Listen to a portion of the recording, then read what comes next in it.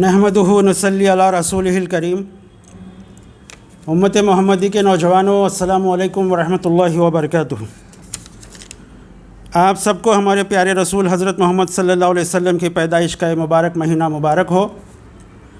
سارے مسلمانوں کے لیے بڑی خوشی کا موقع اور خوشی کا مہینہ ہے، لیکن خوشی منانے کا وہ طریقہ صحیح نہیں ہے جو حیدرآباد انڈیا میں بعض لوگ مناتے ہیں کہ جلوس نکالنا، سڑکیں بلاک کرنا، مکہ مدینہ کے کارٹونز بنا کر راستوں پر لگانا، جھنڈیاں لگانا، سیٹیاں اور پنگیاں بجانا، نعتیہ کلام پر باجے اور میوزک کی دھن پر ڈانس کرنا، یہ سب کام ثواب کے نہیں بلکہ گناہ کے ہیں۔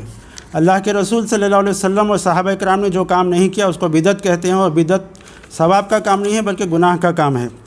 کلو شر الامور محدثاتها کل محدثۃ بدعۃ وکل بدعۃ ضلالہ وکل ضلالۃ فی النار۔ اس کا مفہوم یہ ہے کہ دین میں نکالا گیا ہر نیا کام بدعت ہے، اور ہر بدعت ضلالت ہے، اور ہر ضلالت گمراہی ہے، اور ہر گمراہی کو دوزخ میں جانا ہے۔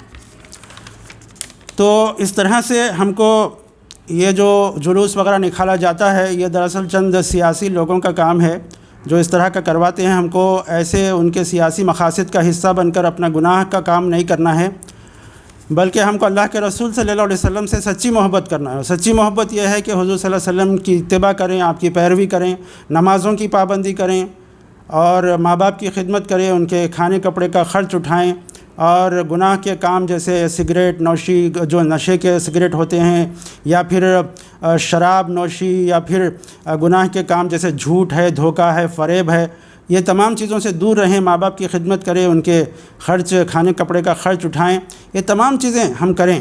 یہ اصل اللہ کے رسول صلی اللہ علیہ وسلم سے سچی محبت کا تقاضا ہے۔